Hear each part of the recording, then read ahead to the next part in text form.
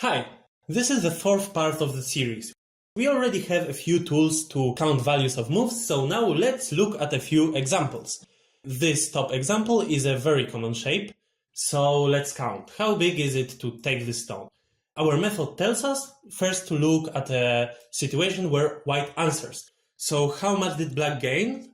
He captured one stone, he erased 1 point of white's territory, and well, there is this ko, so how to count it? We already know it from the previous part,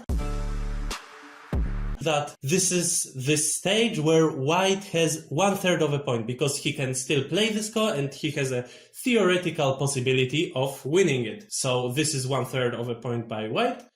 So now black gained 1 point and white lost 2/3 of a point. And then we need to add half the value of the continuation. So how big is the continuation? White lost this possibility of playing the ko, and white lost 1 point of territory. So it was 1/3 of a point. So in total, how big was it to take this stone? Well, it was just 1 2/3, which is the points gained with the first move, plus 1 1/3, which is a continuation divided by 2, 2 1/3 of a point. This is a very common shape. I think it is good to know it by heart. And now let's move to a bit more complicated example. How big is it for black to take these 3 stones? So first we look at a situation where white answered, and how many points does black have right now? Well, this one looks a bit confusing because the situation is still not clear. So it looks like our method doesn't work that well in this situation. So what do? Let's move back to our very basic example. In fact, there are 2 ways of looking at this situation. The first way, which we used before, was first counting the points gained with the first move and then adding half the continuation. But we can think the other way around, and first, let's look at the total amount of points which white can get here.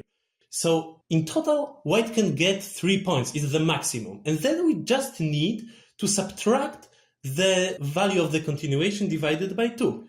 So the value of this push is 3 points, the maximum, minus 2 points divided by 2. 2 points. We got the same result as before, because basically we are doing the same operations, just in different order or from a different side.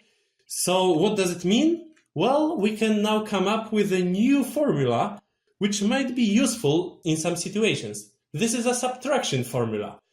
So value of move is equal to the maximum amount of points possible to get in a position minus half the continuation.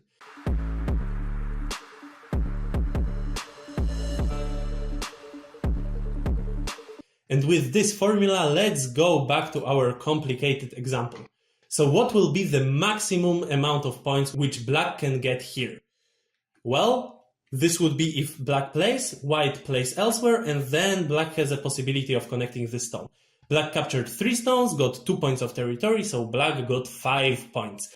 And then from this, we just need to subtract the value of white's continuation. How valuable is it for white to take this stone?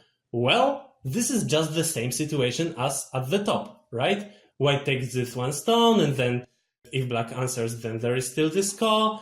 If white plays the next move, then it looks like this. So it's the same situation. So the continuation of white is worth 2 1/3 of a point. So now we can come up with the full result of what is the value of taking these 3 stones. 5 points, the maximum amount, minus 2 1/3 divided by 2, it's 3 5/6. Okay, and now let's look at this example. This one looks even more complicated. And first of all, this is a center for black. And how should white answer? Well, white cannot block. If white blocks, then black has this Tesuji and white collapses. So many players would play the empty triangle. But how is it right now? Well, right now black already got 1, 2, 3, 4, 5 points in center. Maybe it is not optimal. And in fact, white really has a better move. So a better choice for white is to play this Kosumi. And once again, if now we try to use our old addition method, we would need to figure how many points black has here right now. But it looks pretty confusing. So instead, let's use our new subtraction method. So what is the maximum amount of points black can get? It would be if black continues. So if black plays this one, then how many did he get? 1, 2, 3, 4, 5, 6. Black got 6 points. And then from this number, what we need to do is to subtract the value of white's continuation. So how valuable is it for white to play this Atari? So with this Atari, if black answers, then white already gained 1, 2, 3 points. But then we also need to figure what is the value of the continuation. But it is again the same situation as here. So taking this stone is 2 1/3 of a point. So this Atari by white is worth 3 points plus 2 1/3 divided by 2, 4 1/6. Good. So with these informations, we can finally count the value of black's Hane. Black's Hane is 6 points, the biggest amount of points black can get, minus 4 1/6 divided by 2, 4 1/6 divided by 2, 3 11/12 in black's center, because we know that white needs to answer this one. 3 11/12 in black's center, we already know that it is similar to 7 5/6 of a point. Okay, so these were 3 nice examples, and now let's move to 3 other examples. I think these are very useful because these shapes happen a lot in real games. First, let's look at this one. It's called a two-stage Ko, and it might look a bit confusing in the beginning. How is it? When black takes a stone, how many points does black have? We don't really know. But then when black plays one more move, then black already captured 1 stone, got 1 point of territory, so black got 2 points. And how many points black had right now? Well, the situation is completely symmetrical, so for sure black has the same amount of points as white. So now black has 0, now black has 2. Well, he has 1 point. We just take the mean value. So how big is it to take this Ko? Is it 1 point? Well, no, it is not, because the value of move is not a difference between a situation after a move and before a move, but as we learned in the first part of this series, the value of move is a difference between situations where black played first and where white played first. So if white played first, then locally he would have 1 point. And when black played first, then black had 1 point locally. So the value of this move, of taking a two-stage Ko, is just 2 points. Okay, good. I hope it was easy. And let's move to another situation. Here, if white plays, then there is this difference of these 3 points. So what happens if black plays? Well, isn't it just 3 points in center?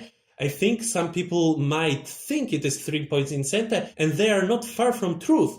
But in fact, the continuation of black is not twice as big as the first move. So now let's count what is the value of black's continuation if white does not answer. If white plays elsewhere, black can take this stone in Gote. And then this would be black's privilege to Hane here, but then again this would be white's privilege, taking this stone. Here many things happened. How can we count how big it was for black to Atari this stone? Well, let's look. Black captured 1 stone of white's. Then he erased white's territory by 1, 2, 3, 4, 5 points. So black got 6 points, but then what happened is that white took back 1 stone of black. So right now there is a Ko fight here. And how many points does white have in this Ko fight? Well, he captured 1 stone of black, but black still has this possibility of playing this Ko. So white didn't get back a full point yet. White got back 2/3 of a point so far. So this means that what black did was gaining 5 1/3 of a point. And then we can see that this move's continuation was 5 1/3, which is almost twice as big as the first move, but not that big. So the value of this Hane is in fact 3 points plus 5 1/3 divided by 2, 5 2/3. What is the lesson from this one for you? That when black plays this Hane, then very often it would be good to answer, but if there is a 6 points move on the board, then it would be better to play that 6 points move. And now finally we can move to this position. I think this one is the most common, and it's not that difficult to count. So if black plays Hane Connect, then we can see that the borders are clear. Black got these 3 points, erased white's territory by 1 point. And what happens if white plays instead? Well, this might be a bit more confusing because we are not sure how many points black has here. So if black plays, he will have 1 point. But then, how would it be if white plays? Well, then this shape will in the end look like this. And now black has this possibility of fighting the cost. So now black has 1/3 of a point here. And now black had 1 point. Here it is 1 point, here it is 1/3. So the mean value is 2/3. So after this move, black has 2/3 of a point here. And in this situation, black had 3 points and erased white's territory by 1 point. So what's the final conclusion? With this move, white erases black's territory by 2 1/3 of a point and gets this 1 point. So this Hane is worth 3 1/3 of a point. And this happens so often in games that I think that it is good to know it by heart. Okay, I hope it was easy to understand, and I really encourage you to do these calculations in your real games. I know that it might be difficult because often in Yose we would be in Byoyomi, but we need to make it a habit. Once we made it a habit, we will find it very easy to do these simple arithmetic calculations even in Byoyomi. I know that in the beginning it might be difficult because then we don't know how to do them, we lose a lot of time, but it is very useful to make it our habit, and then we will profit a lot from making these calculations and playing the biggest moves in the endgame. Okay, thank you for listening. See you!